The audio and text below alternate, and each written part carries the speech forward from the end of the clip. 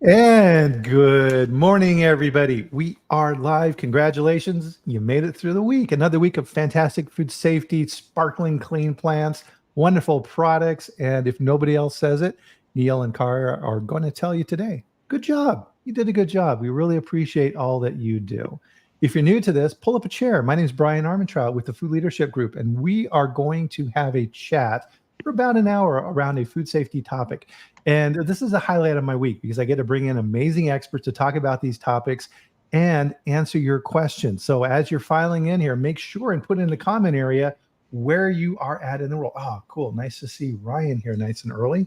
And of course, I'm in Loveland, Colorado, where it has been super hot and upper 90s every day. We finally got some rain yesterday.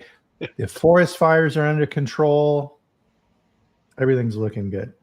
So if you're familiar with the chat, you're going to be really happy with our guests today. And with Kara, it seems that every time we got a different background going with you. So we got a different background here for you today with the gnome back there. Yep. Still got my gnomes. Still got my gnomes. Love the gnomes. I do too.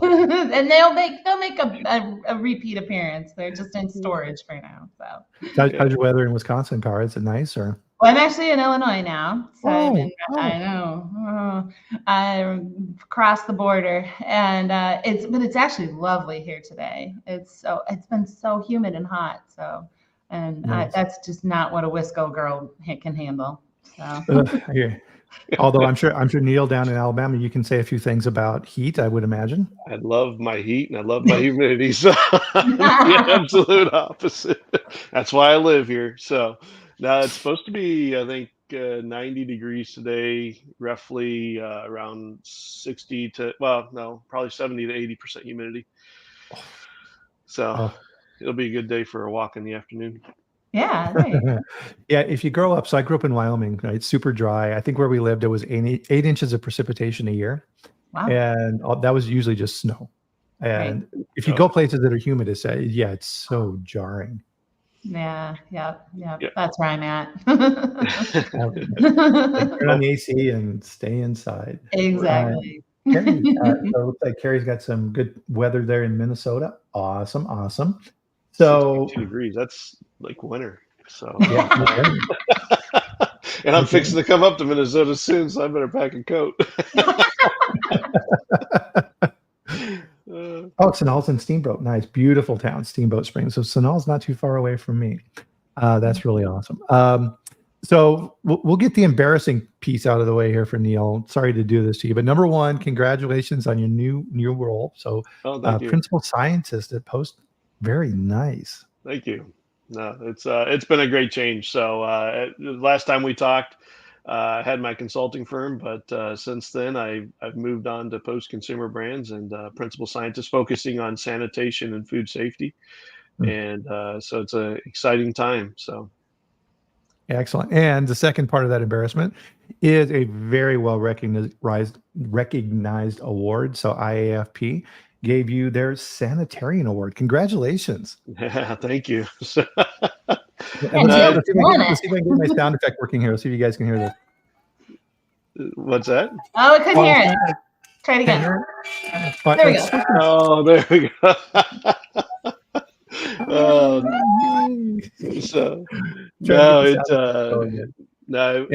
It was an honor being recognized for that. So when well deserved, my friend. When you put your life's passion into what you do, it's sometimes you don't always look for those accolades. We were just kind of talking about some of that stuff, but it is nice to get one here and there. So that was a nice one. Yeah, it's very true. Yeah, we were talking here a little bit before we went live, and one of the things in technical fields is sometimes recognition is almost embarrassing for us, right? We're like, okay, our recognition is doing the job right, making sure the food is going out safe, and things are going well, and nobody notices because it's all working so good. But yeah, it is kind of nice every now and then to get that award type recognition. So yeah, and well deserved. Thank you. So as we kind of pile in here, guys, we got a great show here for you today. Everybody, please join us for a ceremonial drink of your favorite beverage. Cheers, everyone. Oh, he's got the cup and everything already. Awesome. Got the Post. No milk in it today, but there's coffee. Getting the swag. Awesome. Okay, here's today's dad joke. All right, Neil. Oh no. What did the asteroid say when the reporter asked him a question? No clue. No comment. No, I was close. You were super close. Wah, wah, wah. I love dad jokes. I'll have to tell that one to my daughters when I pick them up from school today.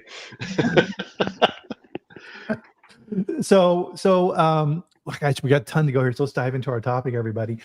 So with this, we wanted to talk about a subject I think that really should, if it's not, should weigh on the minds of every quality person who's making food, and that's environmental monitoring. And this is a subject we talk on this show about every now and then, and it's because this is so important. And really, there's kind of two things for this. As anybody who comes to a new company, and you set up shop and you start looking at things, a lot of times you go in there and you say, okay, I want to see. Let's say that you're at a production facility. I want to see how we're managing environmental monitoring. And they'll go and they'll grab a procedure and they'll pull it out and they'll get the map of the different things. And the first thing you do is this, because you have to blow all the dust off of it because it hasn't been rewritten in 15 years. Yeah. They've been sampling the same 15 spots every month. And if there's a problem, they do a vector analysis of the exact same spots. And if they get a negative, they go, yay. And then they just move on to the next thing. Well, if you're still doing that, you're probably going to be in for a really rude awakening here at one point. If you haven't been through an FDA swabathon, odds are you're gonna. And guess what? Part of the directive of what FDA has been doing now here in 2024, and we'll talk about this a little bit more, but we're used to swabathons if FDA is going in for a for-cause situation. It's like, all right, hey, you've had an issue and we want to go in. Well, guess what? FDA is now doing swabathons as well just to gather information. Mm-hmm. So they may say, we really need to get a closer look at this whole dairy industry thing. Let's target 5 plants in Wisconsin and let's go gather some data. And when they do this, it's not, we'll do one little sample. No, they're going in and they're doing hundreds of samples, whereas most plants are doing 10, 15 samples a month, maybe a quarter, maybe worse, just enough of what they can figure that they can skate by and get a passing grade from an auditor relative to those programs. And that's a huge mistake. And one of the things that you need to be aware of if you're not is FDA has what they call the IOM, the Investigator Operations Manual. And in Chapter 4, they go through their environmental monitoring tactics. And if you haven't read that, you need to read that.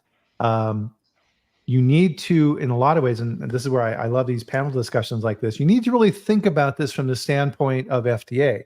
You need to look at their tactics and how they're tackling environmental monitoring and look at those programs yourself. And if there's a disconnect between those two, you really need to look at that and say, really, what should I be doing relative to what FDA is doing? What do you guys think? Yeah, no, that's so you look at the IOM manual, and the one area that a lot of people forget or glance over, don't even take it into consideration, is the size of your room. So when you start looking at zone 1, 2, 3, and 4, and when you start splitting out how you swab those zones based in your risk assessment, right? The FDA, if your room's smaller than 20,000 square foot, that room can only be a zone 1 and a zone 2. Mm-hmm. So meaning the ceiling, all the areas around the equipment and everything's classified as a zone 2. So make sure you have that addressed in your program. So that way you're not shocked when they come in and say, oh, we're going to swab all zone 1s and 2s. And then next thing you know, they're swabbing the whole room on you. Yeah. So everybody's on the same page, Neil. What are these zones that you're talking about? Well, you have the zone 1, 2, 3, and 4. So this is kind of our classification of how we look at from a risk perspective of the pathogens coming into your facility, right? So zone 1 is product contact. Zone 2 is your equipment right by or right around your zone 1. Zone 3, you start stepping away from that. And zone 4, of course, is your like your hallways, break rooms, bathrooms, and all that kind of stuff. So we look at risk of how these pathogens are coming into your facilities, and you typically will set up a a matrix of percentage. Okay, I'll swab so much in one area versus in one zone area versus others because of risk. And each type of facility is different. You have dry processing is going to be different than wet processing, or the matrix of the product that you make is critical. No, that's a good point. And this is, I think, a big wake-up call for everybody, Kara, is that generally people focus on zones 3 and 4 under the theory that, oh, well, if I don't find it there, that means that it's probably not on zone 1 and 2 because that comes off of the equipment or the contact surfaces and collects in zones 3 and 4. So I'll just sample there and be okay. Not the approach FDA is taking, is it? No, not at all, and not a good idea, right? And I understand, and I know we'll get into conversations about where to, and the zone 1 sampling is always a hot topic, right? But you need to understand the overall, all of the areas and all of the zones of your environment. Just because zone 4 is coming up negative doesn't mean that you're scot-free at all. Yeah. And to Neil's point, your risk of your product is a huge determinant in this. So if you're producing a ready-to-eat product, you need to be getting as close to that product as you can. You may even want to consider doing some product testing and doing a hold and release program. Now, that's not a general recommendation. That is something you need to look at with experts and make sure that that is the right thing for you to be doing. Mm-hmm. But if you're producing a high risk product, this is something you need to be thinking about. Yeah, absolutely. And somebody, Cortland said, remember the FDA is moving to hazard analysis rather than just risk analysis. They want a deeper analysis, and they are, and you should be doing a deeper analysis because again, it needs to first be based off risk in my eyes, risk assessment of the whole facility. And I coined the forgotten coast. So zones 3s and 4s from a sanitary perspective in a lot of food manufacturing plants have been forgotten. And so we've seen a lot of higher results in hits in zone 3s and 4s because, well, we've had shortages of employees. It's the training programs are harder to implement these days, especially because of the amount of changeover we're having in these facilities. And so what are we focusing on? We have to focus on zones 1s and 2s so we can keep the process running. So we've kind of forgotten zone 3 and 4. So we have to make sure we're taking a holistic approach to this and really analyzing the whole process because, just foot traffic coming in, traffic coming in and all that's not 100% of everything. You can have your air handling units, your HVAC and all that providing pathogen into your facility. So have you analyzed that? So there's many different things from not only a risk assessment, but I appreciate, the hazard analysis part of that. No, that's a good point. So for an example of that would be, let's say that you have in your production area, a back wall that's really nasty. And a lot of times the maintenance guys will just go, we'll just put up some fiberglass board over that, nail it up, and then we're all good. Oh my God.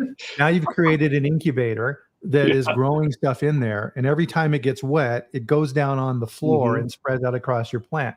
And good luck finding those, right? Those are really, really hard to find when that happens. I was going to say, if you're lucky, it's fiberglass board. A lot of times it'll be cardboard, right? So. Cardboard and duct tape, that stuff is amazing. Back to the FDA piece of this as well is, and so Carrie has a very good point here. Don't forget this. In a lot of states, FDA is stretched very thin of how many personnel they have. They will contract with states. So like Texas, for example, like Indiana does this as well, where the state inspectors will be contracted as FDA investigators and do the work on behalf of FDA. So they're going in and doing this as well. So don't forget that. Part of this as well is FDA now, they've had a bit of practice on this and they're getting really good at it. They understand the differences between, let's say, a granola bar operation and a dairy plant, and they know where to go in and sample now. And they prepare in advance and they know where to sample in your plant. And it's even written in the IOM that they are collaborating with CIFSAN So the Center for Science and Applied Nutrition, and having a game plan before they even set foot in your plan of what they want to focus in on. They have a really, really good idea of what to look for. So you need to be thinking about that too. Well, and they're not just going, 6 foot and down, Mm. not where they can just get to. They're going up, or they go up, under, everything. So make sure when you assess your zone, well, your swabbing areas, that we're looking up, we're going up high. Look for previous leaks that have happened in your facility. If you have, the markings from a previous leak on a wall or something like that, go up there and swab that area. Yes. So it's critical that we're looking up, under, and over as we're doing these swabs. Mhm. Yeah. I'm always if- amazed when I go into a facility, and one of the first things I always do is look up, because Yes. a lot of times it's just, just looking up, looking for insulation, things like that, like you say, previous leaks. And how many times, and it's almost every single time they're like, why are you looking up? Because that's important. Like, maybe Where you the should look up moisture usually too. comes from. Yeah. And the correct response from that is, why aren't you? Yeah. And why aren't you Right. looking? Yeah. And to Neil's point there, and this is a huge one, is oh man, we had a huge rainstorm last night, and we had this giant puddle of water in the middle of the production floor. We'll just squeegee that up into the drain and we're all good. What was on that roof? We know, right? Yep. I think birds kind of like roofs, if I remember correctly. Yes. But what is coming down on that? So I remember a story from a conference I went to a long time ago, where the former head of quality in Europe for Cadbury, the chocolate company, was talking about a huge salmonella recall they had. And he put a picture up on the screen of a cast iron drain pipe that was going across a conveyor line. And there was a general picture of it, and then there was a zoom in, and there was a teeny tiny little hole. And he's like, that hole was the cause of a $5 million recall. We had upstream from us, about 5 miles away, a poultry processing facility, and we had salmonella on our roof. And when it would rain, it would go and it would just trickle. You wouldn't even see it if you weren't watching for 10, 15 minutes. That was enough to inoculate our chocolate. Wow. Wow. Yeah. Yeah. Well, and that's just it. So how did that salmonella transfer all the way over there? The chickens and all that stuff weren't coming over there, but it was transferring through the air. So that goes back to your HVAC system. I see HVAC systems as a major supplier. So when you're looking at your hazard analysis, and you don't just look at inside your facility, you got to look outside your facility. I'll tell one little story, and it was more around mold, but I was at a processing facility I was running, and we made sour cream. And for some reason, we only had mold hits on certain days. Like, we had no mold issues the rest of the time. The area was clean. And so I started tracking everything. I walked around the building. Well, across the way was a tortilla factory. And when I started watching, so we put a camera up over towards the tortilla factory so we could see, okay, what's happening over that way. Well, come to find out, on the days that they took a flour delivery into their flour silos was the days that we had our mold hits. So that told me right there, okay, this is younger in my career, is okay, I need to take a look at not only inside my facility, but outside my facility and what's happening in the general area. So almost 20 years later, I'm at a facility where they make cream cheese, and they're having mold hits, and it's consistent. But I said, so when did these mold hits start? Because it wasn't always that way. And they said, well, about 3 years ago. And I said, okay, well, about 3 years ago, what happened around your facility? And they said, well, they started thinking about it, and they started brainstorming. Well, there was a bread manufacturing plant built just down the way from their plant. And so I was like, okay, so let's start sampling in the HVAC system. And here it was all coming in through the HVAC. So yeah, so it's that salmonella was floating around, could be sucked in. And if you don't have the proper cleaning programs on your HVAC systems, the proper filtration, if you're doing ready to eat, you might have to go all the way up to MERV filtration on your final filter. We typically start at MERV 13 on your final filter. You'll have a pre-filter of MERV 8. You start at MERV 13, you might go all the way out to 15 or whatever and get closer to MERV, so that way you cut out all that potential. Yeah. Well, and I think you bring up a good point, and I'm just thinking about this as we're talking through here, because I kind of had a similar experience, not kind of similar, where they had a exit door that was kind of dug in, and they had a big rain and water seeped through, and now they had a listeria problem. Yep. But for you and I and Brian, it's like, well, yeah, we're like, yeah, water outside coming in bad, roof leak bad, and things like that. But I think that's where the education comes into play, right? And understanding, and it seems like such a simple thing and probably almost, I mean, everybody on this food safety chat's like, yeah, duh. But for our sanitarians and our quality managers, just that simple education of, if you see a roof leak, okay, this is an event, right? This is something that you have to be aware of. And the roof leak doesn't even have to be inside your facility. You make a great point. I was at a facility and they were having a listeria issue, and the maintenance shop had a door to the outside. Well, right outside that door was a downspout from the gutters.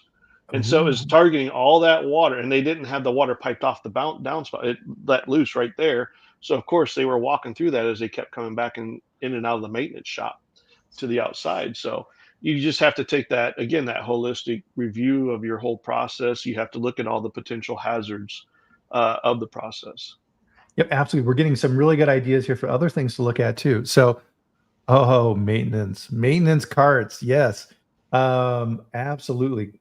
Another one, janitorial carts. I was touring a plant one time, and I was out on the floor watching stuff, and the janitor came through with his cart through the GMP area to go to another area. And I'm just like, what? And I about had a heart attack. And they're like, what? I'm like, right? And then they didn't, it's what we talk about a lot, right? Which is fresh eyes. It's just looking around and noticing things. Yeah. And it's like, stop that now. Get him out. Never, ever again. And they're like, wow, you're right. And another good one here from Sean, cooling units.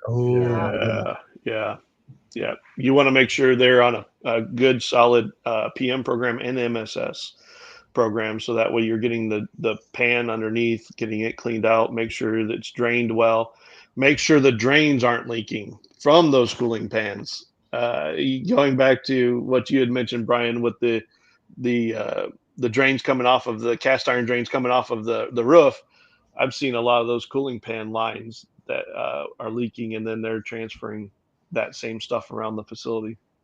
Yep, that's a good point. And a lot of times you have hidden cooling systems as well. So you may have a cooling tunnel on your line. Where's that cooling coming from, right? Odds are there's a coil somewhere. Yeah. How's that being cleaned? For sure. And my favorite, right? The tarps instead of the drip pans. I mean, I'm bringing us back to reality here, because like those are just, and they're maybe centered on the cooling unit, but probably not. Probably not. And, yeah. So with that as well, right? So there's tons of examples relative to these things. So if anybody else thinks of any ideas of where people can look, throw them in the comments, and we'll make sure to mention those. The other important thing I think that people miss as well is who's doing the swabbing. Are they trained? A lot of times the quality manager just goes in the lab and says, all right, you technician, you're now the swabbing person. And they're like, what? And they, hey, watch this video on YouTube on how to swab. It's just like, no, right? And so I was referencing here in the beginning, right, doing this, right? It's like, no, it's like you need a big old square, and you need to say, all right, what's the appropriate tool to use for swabbing? Should I be using the teeny tiny little cotton swabs? Should I be using a giant sponge sickle? What am I doing there to get the best sampling that you can get? And then making sure that those samples are taken care of properly, training your technician, because you can do all of this work to have a fantastic sampling plan where you're doing this and finding all this hidden stuff. But if your technician doesn't know how to properly sample, it's all for naught. Yeah. And I have one example of that was turned into just a nightmare with a company. It was a long time ago, but it was a quality person had not been trained. Well, they'd been trained, but their training, they got it a little mixed up. And instead of what they were trained to do was take the swab and then spray sanitizer on the site. Mhm. And instead, they were spraying sanitizer and then taking the swab. And then, And everything oh, was man. negative. It was amazing. They were having Yeah. remarkable results. I used to run a micro lab and a third-party micro lab, and I had swabs come in for listeria swabs one time, and you could just, it was reeking Oh, of sanitizer. And I called the company up. I'm like, I can't even run these. I said, this is Yeah. not even ethical. I can't do it. I'm sorry. Yeah, And you're so I was fooling like, yourself. yeah, exactly. Yeah, my favorite story from unknown sampling technique was from a milk route. So we were having high micro loads on a particular raw milk run in upstate New York, working with the farmers, trying to figure it out. Everybody was doing everything correctly. We're just like, and the counts just would not go away. So I'm like, okay, fine. I'm tired of this. I sent one of my good quality people out to ride along with the truck. And so she met with the company, met with the drivers, looked at their training, everything perfect. The driver was been doing this for 10, 15 years, knew what he was doing. Got his sample kit, got the ice. Yes, everything was great. Goes out to the first dairy plant, or not dairy plant, but the dairy farm. Goes into the milking parlor, checks it out, goes to the bulk milk tank, looks at it. He prepares his sample kit. Everything's just cruising along. Then he takes out the whirl pack, tears off the top, and goes,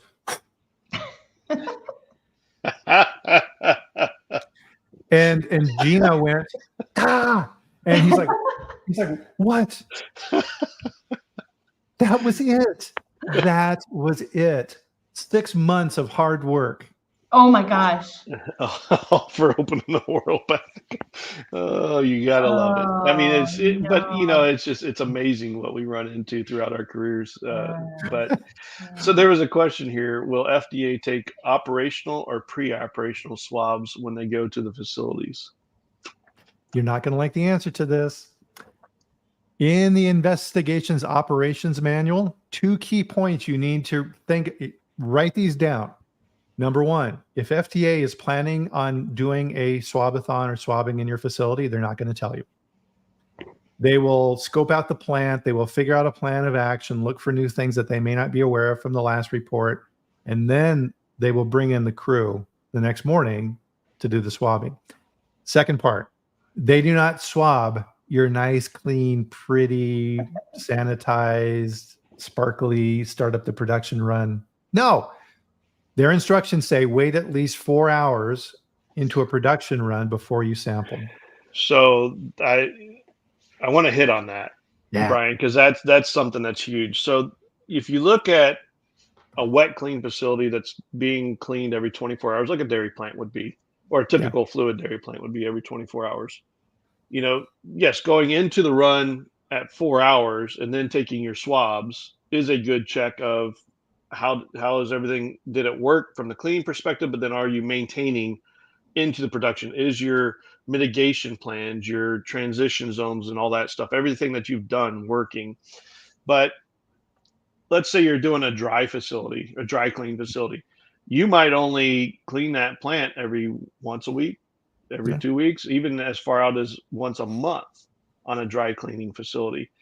When do you take the swabs then to verify your program's working? And so that's where I challenge people a lot of times on their programs. It's like, oh, well, we're taking them 4 hours, you know, after we do our clean break or whatever you want to call it.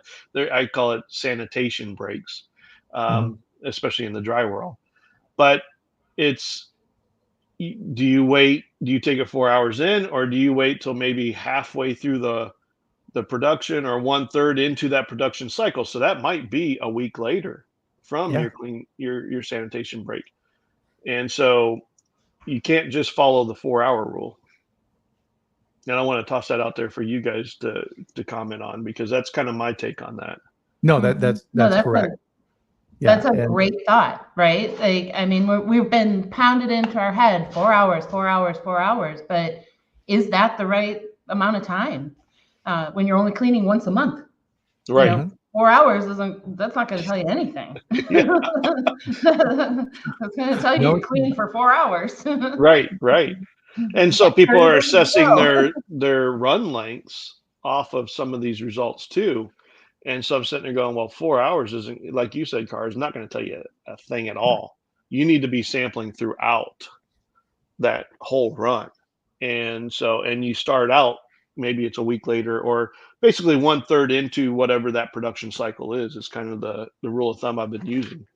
Yeah. That's a great rule of thumb. And actually that people should take note if you're in a dry facility, because that's like we said, it doesn't depend so much on that expectation of the 4 hours. It's what's your cycle time for sanitation to sanitation.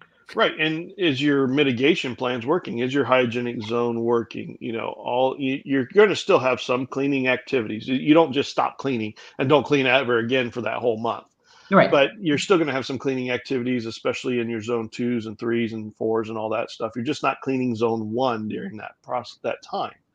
And so you need to prove out that whatever you put in place works. And that's really what I look at the program as, is you're just vetting out, is what I'm doing working?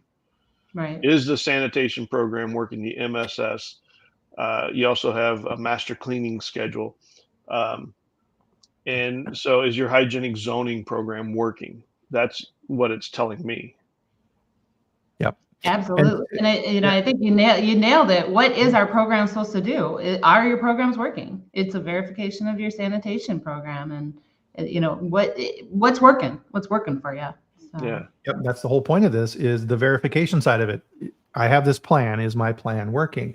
And to Neil's point, excuse me, is, what's your risk window? So when's the last time I did a full clean, and when's the next time I plan to do it? That's your potential window of vulnerability. How long is that? Now, if you're in a dry plant, you're going to have a big window. And so what does that look like for your facility? And making sure that they understand that if you do have a problem, the potential finished product impact could be huge. So how can you potentially chunk that out? Always a good way to think of it. So the other piece of this, guys, is something to think about is, what are you actually testing for? And that's going to depend on what you're making. So Neil, what are your thoughts around that? Yeah. So everybody knows I've been really focused in the dry cleaning a lot. I mean, wet cleaning, that's been around for a long time, but really you need to take a look at the matrix of your product. But let's say we're testing for salmonella or even listeria. I have an issue with going into typing, the bacteria down to because really, what is the purpose of the program? Again, the program is to define are you clean or not? Is your programs working or not? We don't need to type to say that. If even a presumptive, so salmonella, you might get a Klebsiella presumptive, right? But you don't know that because you haven't typed it out yet. But it comes back from the lab saying you have a presumptive. To me, that's enough to say your environment's still dirty. Something has failed in your system to allow the Klebsiella to be there, because it says that your environment's in the right condition to allow for these other ones to be there. So why do we need to go to typing when all we're trying to do is say, are we clean or dirty? Is our programs working? And if you really want to be conservative, looking at, if I even get a presumptive, I'm reacting. Yeah, absolutely. So I had a good question I wanted to work in here for sure, get your guys' opinion on this. A lot of facilities I've seen only take pre-op swabs. Are they doing this to avoid having to hold product? Any comments on that? I'm going to say yes, right? I mean, like that's in their mind. That's what they're thinking, I would assume. Yep. So pre-operational swabs may not be, and I'm not sure if you're asking for on zone 1, or is it the environmental part? That's true. But Yeah. so if you could clarify that, that'd be great. I mean, you do want to take a look at, is your cleaning program working? So, if you're doing a dry sanitation, first off, we always say, what clean level are you going to? Are you going to an allergen clean? Are you going to a microbiological clean? So all that you have to take into account. If you're looking for a microbiological clean, am I just doing EB swabbing, or am I doing APC swabbing? And that's a discussion that's going on right now. I'm having that discussion. And if we're worried about stuff that's going to make people sick in a dry environment, thermoderics, a lot of your thermoderic spore formers and all that aren't going to hurt us at all. It's not going to hurt the product where it's a dry environment. If you do an APC, you're going to pick up all that. So we don't know if we were truly clean to a safe level, where maybe, you know, we look at more the EB route from that standpoint. So. Right. And good point on that as well, too, is with Sonal's question here is if you're doing pre-op swabs, that means you're probably just doing ATP because you don't have time to wait for stuff to grow. You got to run your plant. And that's not going to tell you what you need to know from a cleaning standpoint, right? Yeah, and that depends. So she came back. So both all swabs, including zone 1 swabbing for listeria.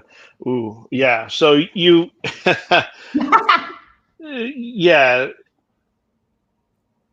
So I see a lot of companies going to product testing instead of doing like listeria testing on zone 1s.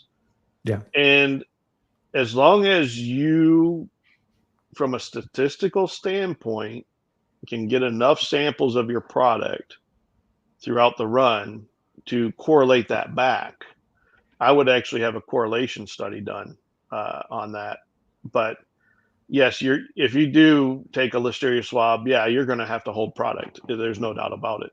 Yeah. But there is some new technologies coming around out there for like EB testing. So, you know, Hygiena has their new SNAP that they're working on, and you can get results in 4 to 5 hours. Now, in a dry cleaning facility where it takes you sometimes 24 to 48 hours to clean your whole facility, if you get your critical areas cleaned first and then do those EB swabs, you'll have results before you even start up. So there's some new technologies coming around that are definitely going to help us out on that standpoint. Now, listeria, no, we're not going to that route. That's definitely a different program. Well, and I think that's a good illustration of why your program cannot be generic. You just can't say, oh, at every other plant I'm at, every facility is unique. Your products are unique. The equipment is unique. You need to look at this really closely. And nothing drives me more crazy than when you see copycat programs throughout like a facility, facility to facility, same company. It's like, no, that's not doing you any good. Right. The point of this is to try to verify your programs are working, and you have different people, you have different equipment, just like Neil was talking about with different location. A facility in Wisconsin is going to have different environmental issues than a facility in New Mexico. So you have to take all that into consideration, and what drives me really crazy, and it's not their fault, right? But when you walk in and you say to a quality manager, "Why are you doing it this way?" and they say, "Well, this is how we always have done it."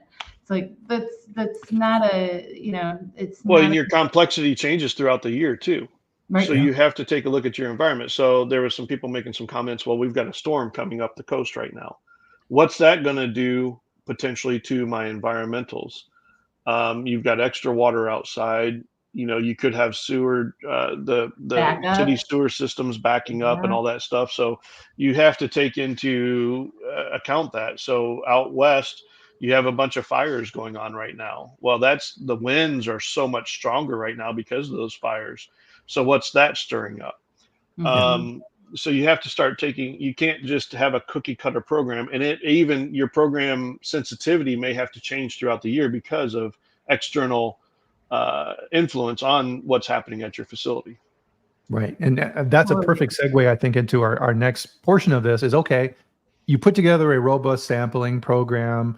Everybody is trained. You're doing an excellent program relative to this, and you get a hit. So you're like, okay. The next failure I see for a lot of operations in this, to your point, Kara, is they'll pull out, okay, well, we'll do a vector analysis, and they sample the same 10 things. We'll do this forklift wheel, and we'll do this wheel on this maintenance card, and we'll do a shoe from a work. Yeah, no. What are your thoughts around that, Kara? Vector analysis. Yeah, well, and it has to, this is where the critical thinking, right, comes into play, and just understanding, really think about, and this is also, and again, just kind of piggybacking on Neil, the conversation about the confirmation or the presumptive and things like that. And I totally agree. If it's presumptive, there's a risk, right? But and sometimes you do have to take another look. What we were talking about with sampling, sometimes the broth, if they selected the wrong type of neutralizing broth for the swab, that can interfere with tests and cause all kinds of havoc. I just talked to a friend that was having some issues. This was a couple years ago now, but she was reiterating this story where they had some cross reactivity with the type of methodology they were using. And all of a sudden they were having, and I guess this is getting away from vectoring, but you got to take that all into consideration, and be flexible in your investigation. But with vector swabs, don't just do we've always done this way. That can't be your mindset. You really just have to go out there and take a good look. Where was the positive? Look around and think, and also look at the traffic and things like that too. So all of that plays into it. You can't just, like you say, Bryan, take work off your list that you've had for 2 decades. So no, you got to go up and under. I mean, vectoring is not just do 4 quadrants. Come on. You a lot of people will react to a drain. You have a drain hit. Well, it doesn't just magically appear at the drain. It came from somewhere. And they'll go out and do 4, old school, 4 quadrant, go out 4 directions and take a couple swabs in those areas. And then they get all negatives back. And then, hey, we're good to go. And then next month, the drain came up positive again. Okay, let's do our 4 quadrants. Well, we're negative. Let's keep going. It's like, come on. It's coming from somewhere. It's not just in the drain. Now, hopefully they're cleaning the drains, right? But get up underneath the equipment, because especially like in wet cleaning facilities, this is where I see it the most, is what do? They spray water hoses right at the floor, because that's how they sweep the floor. They sweep the floor with a water hose. They don't pick up a squeegee or anything. That would make sense. Yeah. So it hits the floor and then it bounces back up. And where does it go? Underneath equipment. And so you start coating the underneath equipment. Get you a what was it? The old selfie sticks. I love the old selfie sticks, and put your cell phone on there. You can go down underneath equipment. I'm getting older. I don't get down on the floor as much as I used to and try to get back up. So, put my phone on a selfie stick, get up underneath equipment and start taking pictures underneath there. Or you can get a GoPro. You can put a GoPro on a stick. People forget that. Yeah. Well, and Neil, I'm 5'3", so they always send me. I'm 6 foot and I'm big and I'm getting older. My knees aren't as best, but Neil and I, we tend to check the top of stuff. We're going upwards. So, but another neat thing I saw the other day is, now these vacuum companies, they have the carbon fiber extensions, right? Well, on the end of those carbon fiber extensions, you can go up 30, 40, 50 feet with those things right from the floor. And they actually have camera attachments now that can go on top of them. So if you need to get up, high and get up in there and start taking some pictures up there and see what's happening, really cool stuff coming out. That's cool technology. Drones, maybe drones. Maybe we'll have drones. Yeah, I've talked to somebody about drones. It's going to be interesting to see in the future where we lead. Yesterday, I flew into what airport was that? Oh, it was at Pittsburgh, I think. Yeah, Pittsburgh Airport. And there's a floor scrubber that was robotic.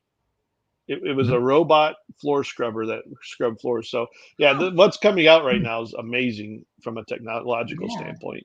Yeah, that is cool. Snell had a question. I'm not sure if we'll be able to answer this specifically, but I did want to bring it up. Is frequency of swabbing for Listeria salmonella for high-risk products, quarterly, annually, etc.? Well, quarterly and annually is not enough. Do zone 4 at all. So, okay, zone 4 is the forgotten coast. Again, I can't stress that enough. You cannot forget zone 4. And you can't forget about it in your cleaning program, or even everything else that you do. So I'm working on, looking at technology right now of floor coatings, where they have floor coatings that help kill pathogens if they land Yeah. on the floor. So that will help you. There's one technology out there with zinc right now that I'm looking at. So we can't forget zone fours, but if you have a high risk product, and especially if it's a ready to eat, so that now you have to start taking those questions into play. Is it ready to eat or not? And then you start going back to, is it even down to daily, weekly, monthly, so on and so forth. It's all based about risk. Yep, absolutely. Yeah. So part of this, and I think part of the message that's coming out in the theme for our conversation is for your plan of attack and how you react to these situations, it can't be static. You need to be constantly looking at this. And a good way to frame this is what's changed in my plant. And so some examples around that of things you need to be looking at is new workforce. Temp workers. Everybody had massive problems during COVID getting workers in the plant. Anybody you could grab and bring into the plant. It's like, oh, fantastic, right? I need huge is captive shoe programs. Does that facility have a captive shoe program or not? And do they have a cleaning program for the captive? Or their captive footwear. And where they store them. Yes. Yes. Absolutely. Agreed. So agreed. Yeah. Yep. New equipment coming in. So a lot of times it's not necessarily the new equipment, is where are they putting it and what are the engineering and maintenance teams going to be digging up or drilling into to install that equipment? And a lot of times this has always been the bane of my existence is, we're putting in a new piece of equipment over here in this plant. We'll just hang up some plastic sheets around it and we're good. No. Well, and where did it come from? Was it sitting in somebody's parking lot for 2 years and now we're going to bring her into the plant and not do any kind of mitigation between? Construction that's what keeps me up at night. So do you have a good construction program? Do you know where your contractors are walking in and out, walking out? Do you have marked off areas for them to go? What is your extra mitigations you're going to be putting into place? Are you going to be putting in negative air? So you actually building like an encapsulated room around it? Or is it necessary? It doesn't need to be negative air in that room or not. Actually, working on one construction project, and it was like, well, if we put negative in, it's going to cause a different risk. And so we went to neutral air, but then we put in filtration systems to where making sure it's filtered properly, and then extra cleaning practices all the way around it. So there's just so much that, again, there's no one cookie cutter program, but it goes back to that risk assessment and understanding what's happening in that area. And not having it be static, like Bryan, and I think that's another thing too with construction. You need to have a program around that and understand your routine program may not be what you need at that time. You need to amp it up and make sure that it is robust. Maybe some different types of chemistries, go to disinfection as part of the process. So, I mean, there's so much to it. I was working at one facility and they had a wrap up in the ceilings and they were getting ready to take the wrap down. And I was like, so how are you going to clean the rafters that are up there? Yeah. And they're like, well, we're going to blow them off. And I was like, whoo, stop. How about we try a vacuum first? Yeah. Okay. Let's go out instead of. Yeah. The horrors of false ceilings. What's above that? Yeah. Oh my goodness. Somebody asked about water quality for cleaning. I apologize. So Cortland. Yep.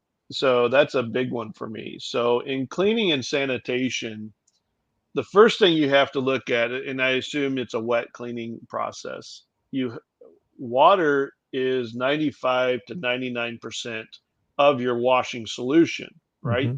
So water quality is critical. If you have iron in your water, it's going to inhibit the efficacy of sanitizers. The water hardness will tie up your caustics, and the caustics will first get bound to the hard water, and now you don't have as much free caustic going through the solution to actually do the cleaning for you. So water quality is absolutely critical. The other part I look at too is, we're talking about EMP, so this is a valid point, is biofilms. So we look at wet biofilms and dry biofilms, and how are they typically created. We look for those biofilm producers. Of course, Listeria is a really good one, but Pseudomonas is one of the other really good biofilm producers in your facility. Where does Pseudomonas typically come into a facility? It's your water. And if you go back and the EPA doesn't test for this, and you don't have to test for it because it's not part of, is it safe for me or not? These Pseudomonas aren't going to hurt us by drinking them. So we're not typically testing for it, but your water is typically loaded with it. So every time you use water, you're injecting biofilm producing bacteria into your environment. Right. And so you have to think about that. Yeah, it's a little off topic, but this caused me some pain in the past. Pseudomonas may not be a food safety issue, but it's a food quality issue if you're making cheese. BC Burkle. Oh man, I dealt with that at a facility. It was they were actually making wipes, and they had Burkle in the system, and it was all water. It came from the water. Yep. I've dealt with that too. Yeah. Yep. Yeah. Yep, and they're not easy to get out. They are a hell of a biofilm producer. Yeah, Pseudomonas too. Yes, super hard. I when I first started working after I got out of college, I worked in medical device for a couple of years in a clean room, and we had Pseudomonas in the clean room, and we fought that like crazy in a clean room to get rid of Pseudomonas. So that gives you an idea. So one piece I definitely wanted to touch on relative to contractors and things like this as well is training. Right. So odds are if you're in rural Wisconsin or wherever and a big project comes up for your plant, they're pulling the local workforce, the local electricians and welders. They have no idea what's needed for food. You need to train those guys of, hey, we're making food here. Here's where you're allowed to go. Here's what you're allowed to do. You can't go over here. And then really ramping up your EMP programs to make sure that your products are protected. You have to. Hard sometimes, Brian, especially in those rural areas, because a lot of those people are your friends. Like you're having Sunday dinner or going out to the bar with them or whatever. So a lot of these people are all friends, and so you also have to hold them accountable. There was one big situation that happened, and it was published that the contractor had brought in a third. So you're contracting somebody to do something, and then they brought in another. They subcontracted it out. Well, this contractor had the training, but the subcontractor didn't. And then they're the ones who brought the issue into the facility. So, So here's a little tip of what I used to do in the past for my facilities is if we had any type of a large construction project coming up, I would work with the maintenance and the engineering groups, and we built into the contracts these requirements. And we actually had financial penalties for the contractor. Wow. So if I find cigarette butts, if I find empty pop cans outside the plant or things like this, and it's coming from your area, I'm deducting from your invoice. And that gets their attention really quickly. Wow. Sure does. Yeah. Well, and I think like we kind of alluded to before though, with the training, again, on this, it's the food safety chat, right? We're all aware of what this is, implicates, but, I look at like even my parents, they're in their 80s and, I've been in food safety forever and my mom is still like, well, I cooked the chicken to 300 degrees. I'm like, Mom, you don't have to cook it to 300, but I appreciate the fact that she gets it, or she understands. But it's also, sometimes people just don't understand. Okay, if I walk outside, like your maintenance example, if I walk outside and then walk back in without any kind of cleaning of my shoes or anything like that, that's not going to be a big deal. That's no big deal. And we're becoming more global, right? Too. So we have a lot of people coming in from overseas, which is great, as long, again, legally. And so I'll put that in there. But my wife came overseas legally. And so she was at home for 2 months this summer. And she had my daughters with her. And so she was really watching how they wash stuff, how they refrigerated stuff. Like over there, it's very common. They have dinner and they just leave it out on the table. And the next morning they go and reheat it up. Let's not put it back in the refrigerator. They just reheat it the next morning. My wife's like, no, we're not eating that. And so, but as they migrate over, they have different food safety. They've been brought up differently from a food safety standpoint. So we really have to take that into consideration as we're building out our training programs. They may have been brought up with different principles and stuff like that of food safety that we have to change, because, and even her parents and her friends don't understand why she's so strict. It's like, well, their gut flora is totally different than ours, you know, and so we are so much cleaner on our stuff, and it's a lot easier for us to get sick because of that. Yep, absolutely. So we're getting relatively short here on time. So there's a couple subjects that I wanted to get to cover. Is, I mean, ton of territory here, and if you're a quality manager at a plant responsible for this, your head is probably swimming right now. So for my panel here, if you're taking all this information in and saying, "Wow, okay, where do I start?" What's your advice, guys, on where they should start with this? I think Neil hits it with the risk assessment, right? Like, just understand you can't just develop an EMP standalone, right? A lot of stuff plays into it, and understanding your area, your environment, your people, your process, and that I know that's a huge task, but that's really where you have to start. I think. I mean, I think that's probably the best starting point. Yep. No, I agree 100%.